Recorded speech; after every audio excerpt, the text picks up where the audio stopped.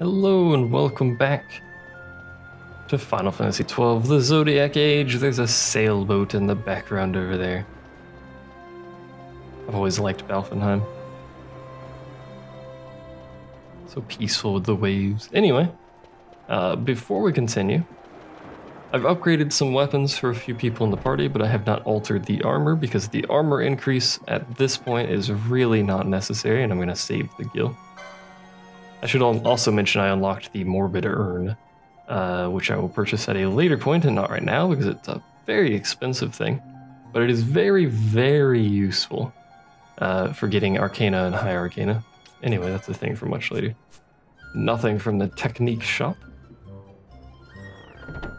unfortunately.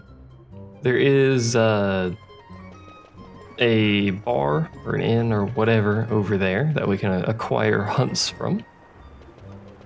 Up here's 2 residences with people that offer literally no purpose except for hunts, I'm pretty sure. And then the rest of the city is this way. It's a fairly linear city, except for the aerodrome. I don't need any items, I don't think. Let's check the magic though. There should be Blizzaga here. There it is. And Kiraja, which I probably won't use for a very long time, but we'll buy it anyway. Kiraja is extraordinarily MP expensive, but it heals a very large amount, so it's pretty good late game. Obviously we don't have the HP required for that, but this way is the aerodrome over yonder, or should be. We can fly here if we so desire. I believe we can fly to Arcades now that we've done the story segment for it. Fly into and out of Arcades. And this way is the entrance/exit to the city, which contains a shop that is familiar. Right, get to it. 40 gil, woo! And some Moogles. Cartographer and a Mift Moogle. The cost for a Chocobo here is very high, so of course buy a map of the Cerobi Steppe. We will not be traversing the Cerobi Steppe right now though, so do bear that in mind. If you need leveling, the Cerobi Steppe is a decent place to do it. Not a great place, but a decent place. I forgot we can't until we actually walk through here. Look at it. Let's talk to this kid first. Chocobo Wrangler.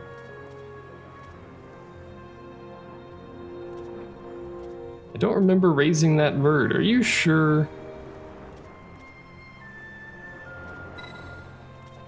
So, because we have done the hunt, well, we've actually, you don't have to do the hunt, but because we gained access to the secret area in the Giza Plains Rain, we have the Feather of the Flock that we can show this Chocobo Wrangler.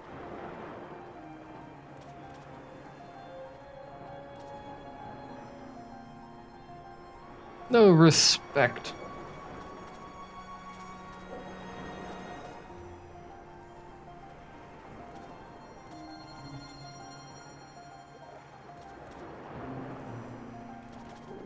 So she actually heard that cockatrice talking because we have Feather of the Flock.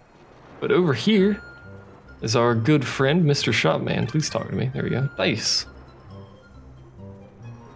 If you don't remember, he was the shop available right before the Tomb of Wraithwall. If you're going to the Cerobi Steppe, heed the weather. Now the Cerobi Steppe's weather changes a lot. It may just change by the way, the stuff they sell is trash. It may very well change literally every time you zone, I'm not sure. But just bear in mind that the weather does change a lot in the Cerobi Steppe.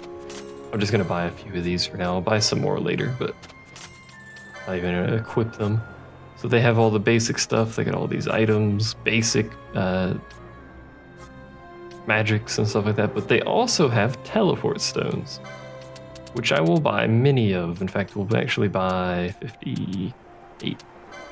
Is it 58? But that's okay. You can also buy Geisel Greens here if you so desire. You don't really need very many of these. In fact, I think you only need one, but I'm not certain on that. But anyway, let's quickly step into the Cerobi Step so I can show it to you, but I will not be traversing it. We will be going through this area for a side quest later, though, so don't worry too much about that. There's no reason to actually go through here story-wise. Mom uses Libra. Go ahead and let them buff themselves up. There you go. So this is the Cerobi Step. It's a rather large area, as you can see. It contains many windmills. It's those odd-looking structured shapes in the center zones. There's 3 there, 2 in this one. There should be 3 down here, and then 2 right next to that. Those are the windmills that the Mughals came to repair, if you recall from a long time ago.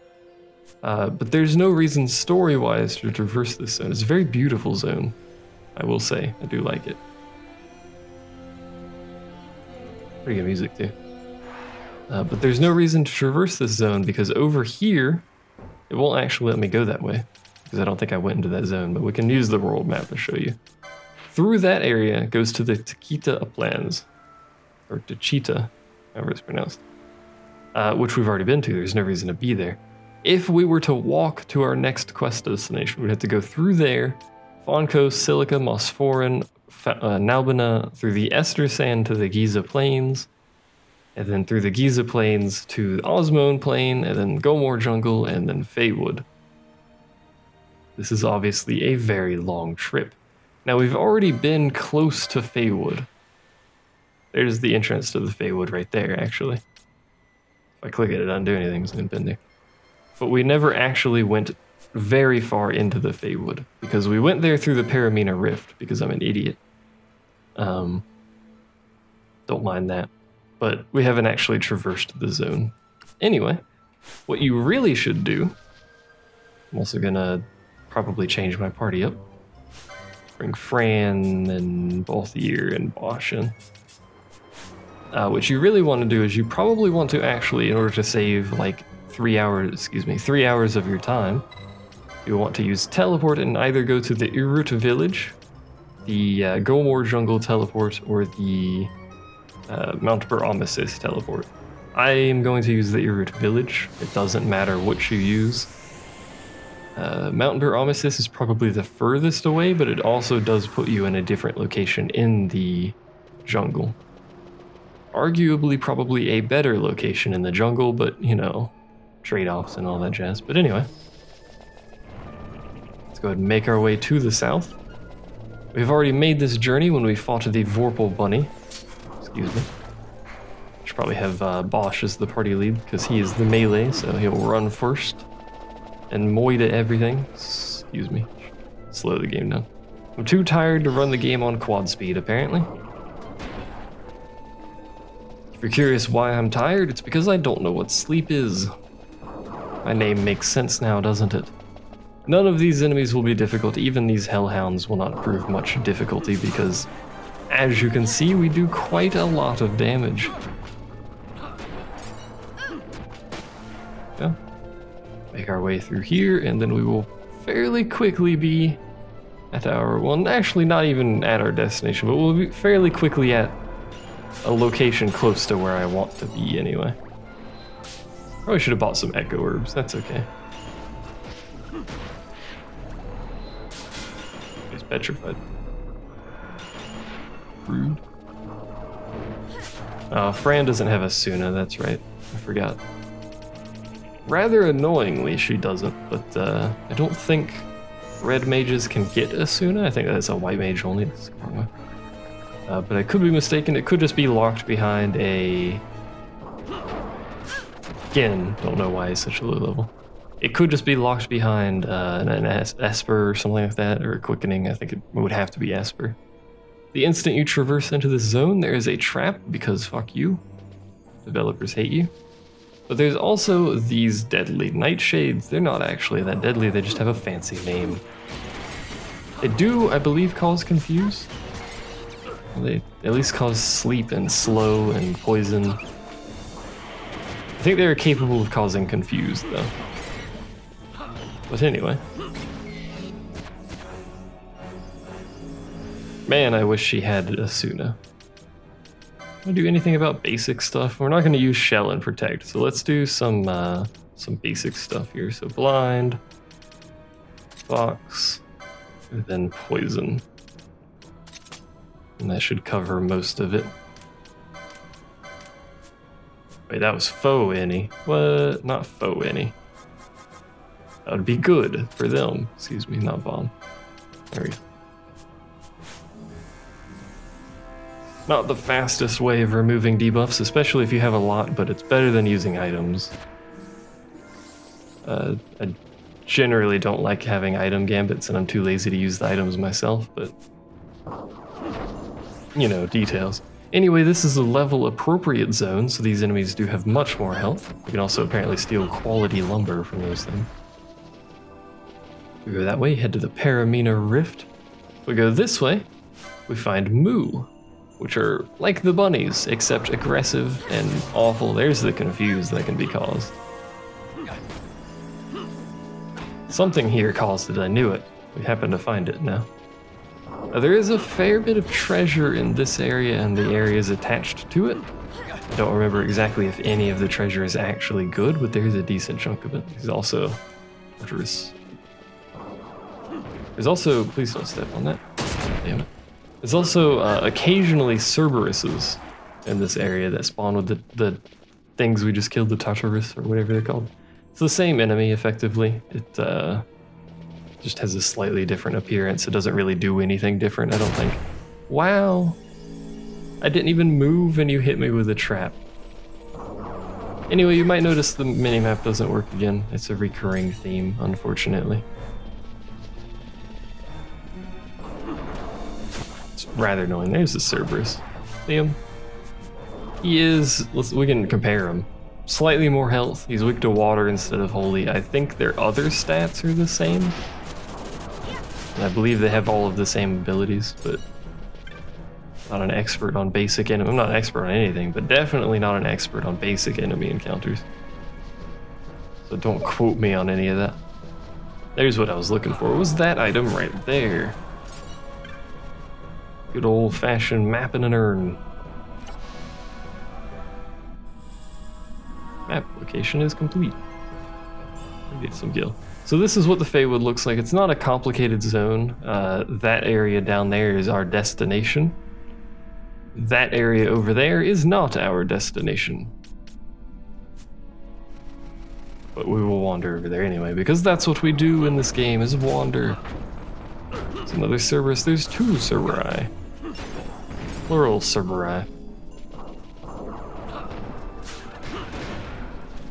I think the worst enemy in this zone is probably the Moo, actually, just because it does have the ability to confuse you. Excuse me. I was trying to open the treasure chest. I was having technical difficulties. Also very hungry. I probably should have eaten before I started recording, because I have not eaten lunch yet. I am 2 hours behind on eating lunch. 156 gil, not really worth the time and effort to actually get to that chest. That's okay. We stole a prime pelt. Prime pelts are actually worth a decent amount of gil. So that's not too bad. What do I have Balthier set up to steal? It should be less than 90%, but sometimes he steals anyway.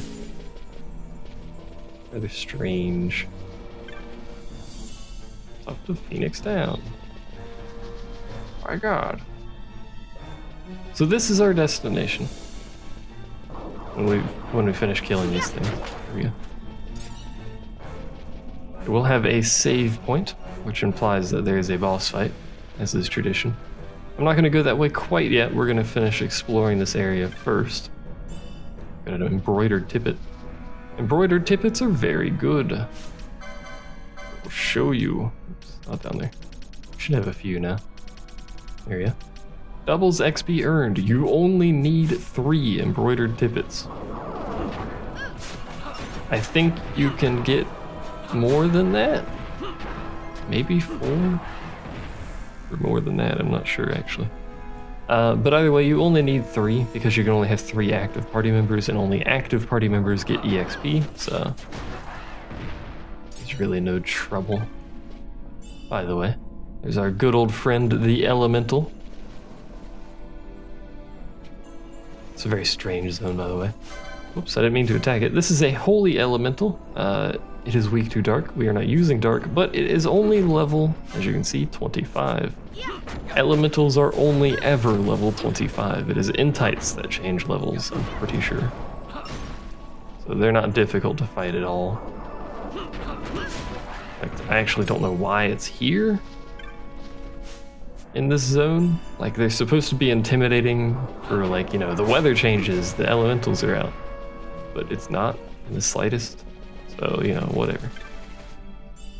Anyway, we're basically just wandering around trying to pick up treasure at this point.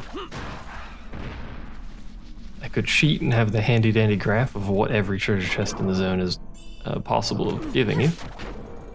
I could also tell you how treasure chests work.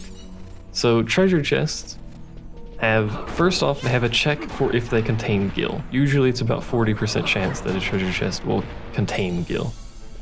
And then once that is passed and it contains an item, there's a moo, it will check if it has either a rare or a normal item. Thanks for hitting yourself, appreciate it. Altier, what are you doing? He should be set up right. I don't know if he was doing anything. If it gets a rare item, it'll give you the rare item, obviously. This goes to Desert and Caverns, I believe, but we'll check in a minute. And then, obviously, it will give you normal otherwise. If you have the accessory equipped that gives you different items, it supposedly gives you rarer items. It's not always true. It will do a simple rare or not check. The rare or not check is heavily leaning towards the not rare, and if you have that item equipped, every time it is not the rare item, it is a simple knot of rust. That is the only item it will give you if it is not the rare drop from a chest.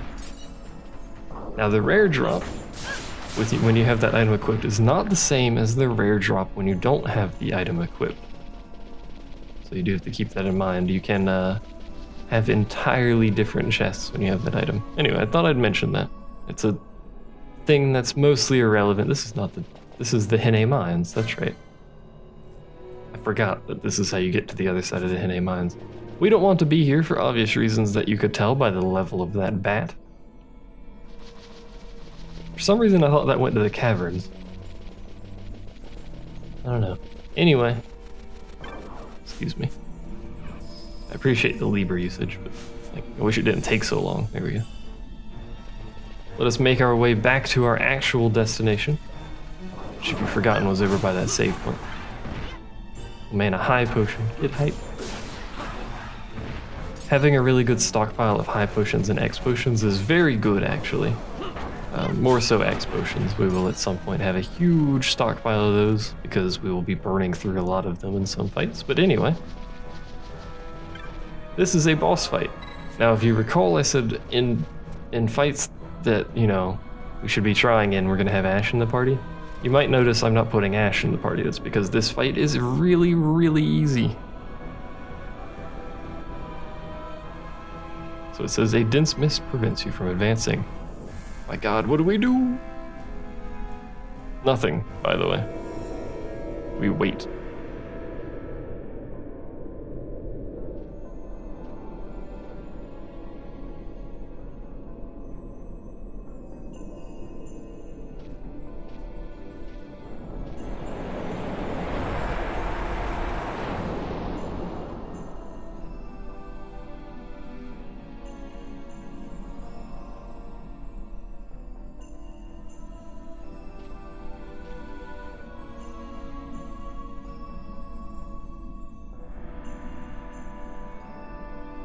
So this ghost, this apparition, is clearly guiding Ash somewhere. And I want to reiterate that Ash is now the only person in the party that can see it. Vaughn is no longer capable of seeing it, if you recall from the Osmond Plains cutscene area thing. Anyway, here's the boss.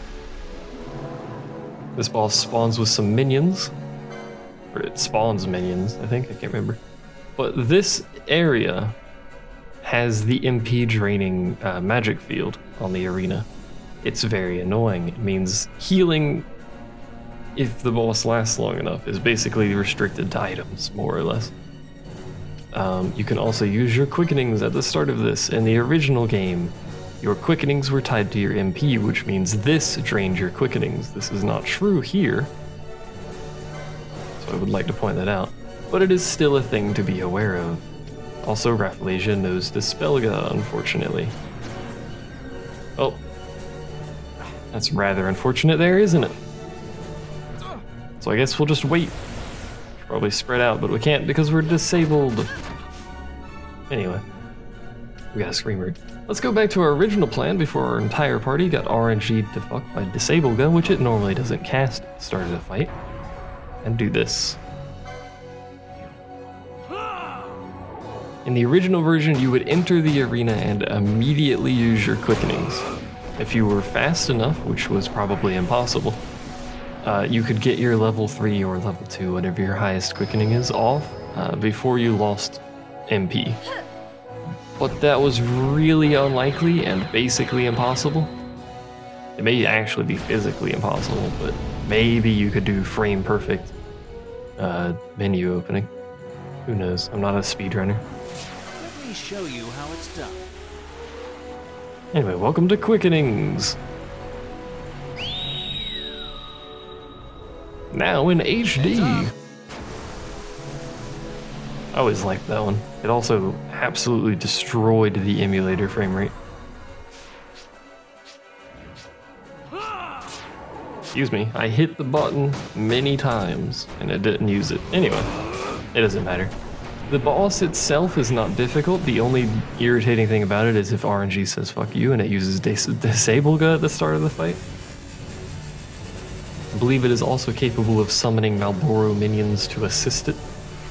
It may be an HP threshold that does it at, but regardless, I think it spawns helpers. So you might notice we have no MP. We have 0, which means Fran cannot heal at all. So we'll bring Pinello in to help us out here. It also does Nectar Volley, which is basically nothing. For the most part, this boss doesn't do anything. The hardest part is not having any MP to heal. So Pinello has no MP, so we're actually just going to take her out of the party and put Vaughn in. Let's get our melee hitters in, physical hitters. It does do Pollen Dance. It is possible to kill the boss before it uses Pollen Dance because it uses it so late and has no health. But Pollen Dance causes a variety of status ailments, but nothing really major. The biggest problem is getting hit with Disablga. Especially if you are already hit with Toxify and dying to poison. If you have no MP and get hit with Disable, you're basically screwed. If you get hit with Disable at all, you're basically screwed. Anyway, it's not a hard fight. I'm pretty sure you could easily kill this boss at level like 20. Maybe not that low. At least level 30 you could probably easily kill this boss. I don't think it was ever intended to be difficult. Now before you continue, there is a couple treasure chests in this area. And I would also recommend, highly recommend, there should be another one over here. There it is. I would highly recommend going backwards to touch the save point to get your MP back. You don't really want to go to the next area with 0 MP, trust me. Anyway, let's bring Fran back in. She's such a high level though. Put Pinello in. Now, these two idiots are just gonna steal forever, aren't they? So I have it turned off on him. Okay. That's fine. Anyway, let's make our way forward to an area that is entirely different and not at all mentioned at any point by anyone. Not this area, the area after. We'll get a little, like, here's a new area introductory thing before we actually, you know, when we get there. Oh, right, I forgot. The praying mantises have cannibalized. They can consume other praying mantises to increase their level. However, that one used cannibalize as it died, so it cannibalized the other praying mantis and then died. Kind of negates the point of cannibalizing something, but hey. This little, we got disabled earlier, that's pretty good. This little area with these enemies that we're fighting in is not very big. It's basically a transition zone between the Feywood and the place that we're actually going. An ether. Because the place that we're actually going is full of snow, as you might suspect, given the large quantity of hello, basilisk. A large quantity of hello. Of snow in the area. We also get a map here for the next area, I think. I could be mistaken. Well, I guess this technically counts as this area, because I suppose this is like... Even though we got a map of the Feywood, this doesn't give you the map for this part of the Feywood. I don't really understand why. There you go. I guess is it a hidden area of the Feywood? I guess it is. I guess all of this is technically the Feywood, even though it's not a wood in any way, shape, or form, so I don't really know why it's still called the Feywood. But anyway, sort of rambling at this point. There's no loot over here. I don't recall any other real loot in this area. I don't recall any loot in this area to begin with. Pick up our high potion and make our way to the next location. Now this area, you might notice, if I open the map here, you might notice each of these has a collection of oddly shaped structures or oddly shaped things on the map here. Those are important, and I will show you how they are important. Now if you run through this area normally, you're just, haphazardly running through, fighting things, going to the next zone, it will loop forever. You will eventually, that's what happens when he eats it, by the way. You will eventually get told, something ain't right here. What's up with these buildings? And then you're like, hey, it's a Feywood glyph. We can examine it. It says, in this sanctum shall a pilgrim find truth and illusion both. Illusion betokens, the true way. Now we were already pointing the right way. But you might notice that's quite clearly not a snow-filled apocalypse area. It looks like the Feywood, does it not? Whereas the rest of this area is this snow-filled death zone. That looks like an actual Feywood, whereas none of the other directions do.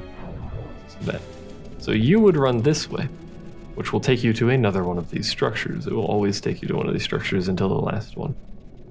And then you can spin the camera, see, hey, this is the direction we're supposed to be going, and then run that way. The downside of doing that is that there is, of course, the chance that you will entirely miss any loot that is around the edges of the map or the center of the map in some cases. But the only thing that really matters is that you go through the temples in the correct order and then end up at the zone transition. It doesn't matter the path you take between them. The only thing that matters is the order you go to them in. So we're gonna have a quick wander around the area and see what loot awaits us here, if any. I don't want to fight you over there. Excuse me. And of course, even if you screw it up, it does reset. It loops forever. It's decent for XP because of that. You can more or less just hold forward through an area and kill all the things along the way and get XP. Pretty good. So again, you might notice, we'll go over here. There's a zone transition. There is no zone transition line between these two zones. If you go through there without doing the proper order of operations, by the way, this is a behemoth. Not terribly threatening, but they do a decent chunk of damage. It will loop you back to the start of the zone and be like, oh, you did it wrong, you doofus. Anyway, pick up our prime tanned hides. There's the thing over there. So that is obviously the way we're gonna go. So we're gonna walk through here, but we're not gonna go through the zone transition. We're gonna try and pull this dude away from this building. I wanna step into it and break something. Because I want to continue exploring this area. Now it should zone transition us, yeah. As you can see, the zone transition popped up. It should zone transition us properly as long as I don't go into this other structure here. I think that'll break it. So we're gonna wander around, pick up the treasure. Hopefully there's none in that building. If there is, we have to reset. So, not a big deal, but it is a thing to keep in mind. Does Vaughn have? He does have Libra. Okay. Why am I saying that? Like, it's obviously has Libra because he's been showing me health and stuff. 200 gil, woo! So there's the building we do not want to enter.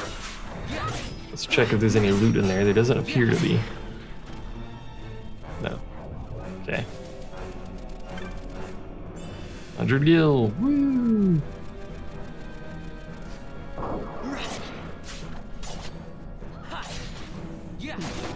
That should be all the loot. Alright. So at this point we can just run down to the zone transition because we have traversed the area in the order that it wants us to. It doesn't matter that we kind of wandered off between traversing the area in the order that it wants us to. It just matters that we did it properly. So we can do zone transition here. And as you can probably suspect, the same thing will be required to be done here. Slightly longer process, but the same thing nonetheless. There's also a lot of praying mantises in this map. And behemoths, actually. Now, before we do anything, we're gonna have Penelo die, apparently. You're right there, Penelo. She's too squishy. Without a proper tank, she's too easy to kill. Before we do anything, we're actually just gonna wander through this zone. Like a champion. We're not gonna go into any of the structures. Because I don't want to have to reset the area. Because I'm pretty sure it resets you at the start of the first zone. Could be mistaken, but I think that's what it does. Hello, my snake-based basilisk friends.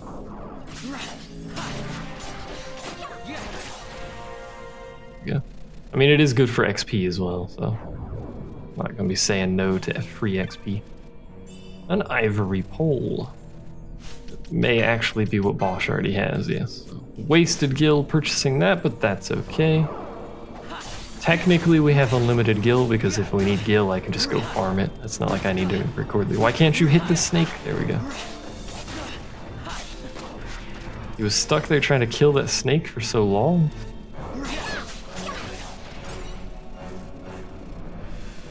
Any loot around these pillars? Doesn't appear to be. Some loot here, though. I'll have that. An ether. Eh. These snakes are very evasive for samurais, apparently. Not guns, because you can't dodge guns. Confirmed by Final Fantasy XII. There's some loot. Excuse me. Ran a little bit too fast. Alright. I think that should be the majority of the loot. At least anything of significance is probably not going to be in these random, never mind, random treasure chests. What is the defender, actually? Is that a weapon? I can't remember. It is. It's a great sword 2, 90 attack power, pretty good. It gives 10 evade, I think. She's the only one that would be able to use it. Actually gives 37 evade, not 10 evade. You imbecile. That's actually really good evasion. That probably explains the name Defender there, doesn't it? Most greatswords are not nearly that evasive. Did we pick up the loot? We must have. What is this? Give it to me. Give. Okay, never mind. Don't give it to me. Fuck you. 200 gil. I mean, it's free gil, technically. It's more behemoths. Hello, my behemoth-based friends. Hello, my multiple behemoth-based friends. Should steal from this one so Balthier stops being stupid. There we go. Yeah. The biggest danger with the behemoths is that AoE magic that they're capable of doing, and also the fact that they hurt your cloth users a lot. so do keep that in mind. Anyway, pick this up, and let's go ahead and head back to the start of the area so we can actually do this properly. Excuse me. I forgot about this dude. This is, I think it may be a rare spawn. It may also just be a normal spawn, but it's very difficult to see at range, as you can tell. That is what it looks like. It's just a fairly high level T-Rex. It's nothing special, but it's really cool looking. Basically made of mist. Anyway, I forgot that thing exists because you never actually see it if you do this area properly, curiously enough. So I'm pretty sure it spawns between some pathways that you're expected to take. Anyway, we'll step here. Our destination of choice should be... I thought it was that way. Is it this one? One of these is a fake. It must be the one I just stood in because it didn't show anything. This one. Now we gotta go this way. Which is a bit of a walk, isn't it? No, it's back this one. Never mind. Alright, now where do you want me to go? That way.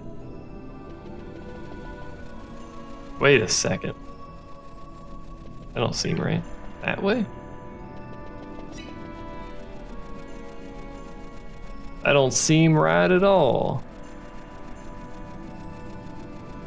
That would send us probably essentially to this one, right? And then this way. Which is, that was the final one. That is the one that's supposed to go. Now, in order to open this, someone must be capable of summoning Belial. Summoning Belial. Belias? Belias. Not Belial, you idiot. I have not given that to anyone. So let's go ahead and do that now. For the most part, I don't think Belias actually unlocks anything for anybody that's of any real value, so I don't think it matters who you give it to. But we'll do a quick check just in case, because there's really no reason not to. Who even is Belias on this one? May as well do that. Oh, there it is, not blocking anything. What about you? Not blocking anything. I think there's like 2 license boards that Belias blocks something on. Potion lore. Woo.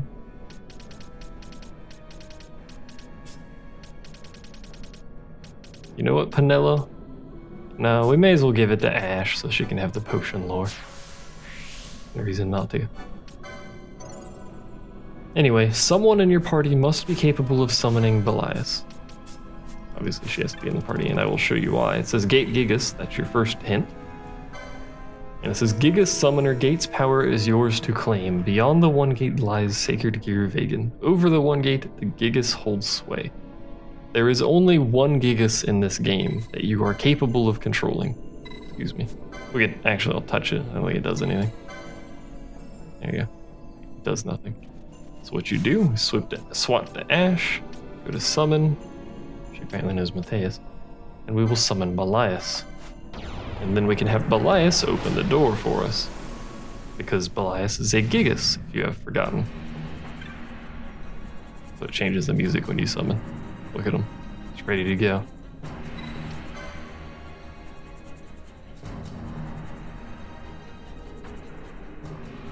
This is the only time that this is actually a thing. This is the only summon in the entire game that you need to learn for someone.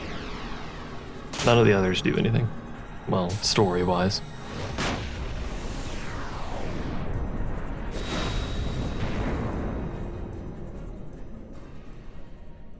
There you go. Ignore the black vortexing void of doom that is currently splitting this door in half, by the way.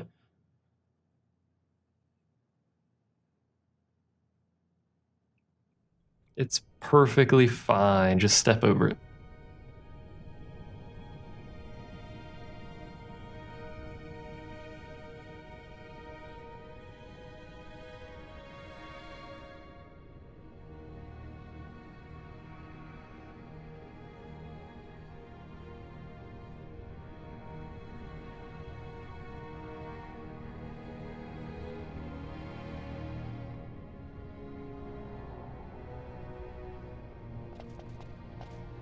On the farthest shores of the River of Time, shrouded deep in the roiling mist.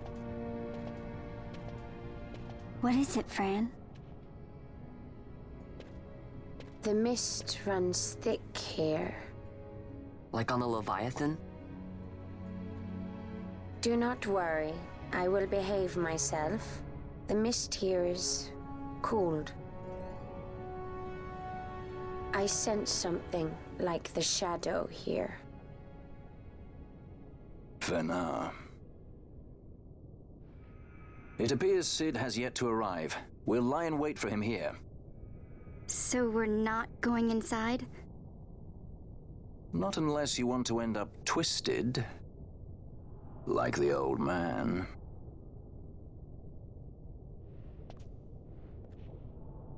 Something there.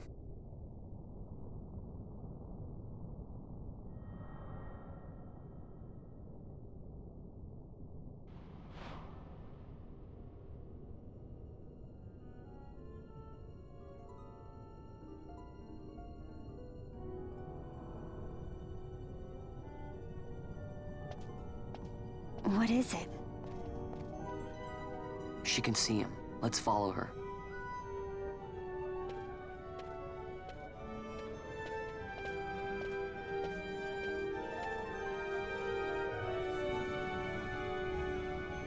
Now, a couple things. Notice how Balthier just kind of willingly goes along after saying no, unless you want to be twisted. Just, that's fine. But also, take note that Fran said she could sense something like the shadow here, specifically referring to Vena, we assume. That is important, by the way. Anyway, we walk this way. We are going to have an actual party for this, as you can see. We gain access to a save crystal, which I will touch. We will shortly be ending this video, but we're going to go ahead and touch it here. I will save afterwards. But before we end it, we're going to make our way over yonder to this very large crystal. It's waystone, I should say, which is also floating off of the ground for reasons I don't understand.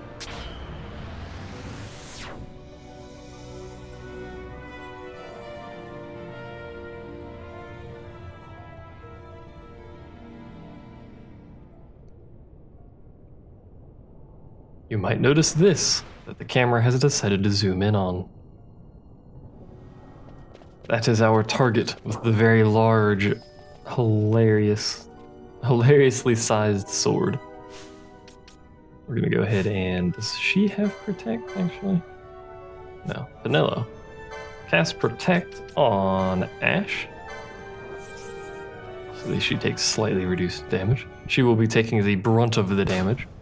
This is a gatekeeper. It is not intended to be terribly difficult, but it can wreck your party, so be very careful. Until you get it to critical health, the boss is relatively simple. Once you get it to critical health, it will start assassinating party members left and right. It also gets haste at the start of the fight. I don't think it casts anything else? No. Okay, so we'll have Penelo dispel that haste just to keep it simple for us. Now, because we have an actual tank, this boss will be made much simpler. Do bear in mind that, again, it is a simple boss. If you don't have an actual tank, Tri-Attack will probably kill someone in your party every time he uses it. But once it gets to critical health, especially if you're having trouble right now, be prepared to either burn quickenings or die. Because he will start doing things like that. Vanilla back up. Let's get Vaughn back up, because she's dead now. Unfortunately, we lost our decoy, so he's just going to start bashing people. So he has 0 charge time now, I'm pretty sure, when he hits critical health. I think he may also get very slightly higher combo rate. He also gets higher defense. I don't think he gets higher attack. But as you can see, and this is with Bubble, by the way, he did half of her health with Bubble. You can quickly lose a lot of health to those combos, and he takes a bit to kill because of the defense up. Anyway, that's it. Once he hits about 40% or 30% health, I would recommend just burning quickenings if you feel like you're having trouble with him. I'm not using a lot of quickenings because I want to show you enrages and critical health stuff and what bosses look like when they're assassinating your party. But you can bypass much of the difficulty with boss fights by simply burning quickenings when a boss is low on health to simply kill them before they murder your party with their critical buffs. Like CT0, which is probably the most dangerous critical buff. Anyway, if we use this, it will take us to Giruvegan. We, however, are not going to go into Giruvegan in this video. That is for next time, for I am starving to death and I must eat. So thanks for watching. I'm gonna go save, and I'll see you guys next time.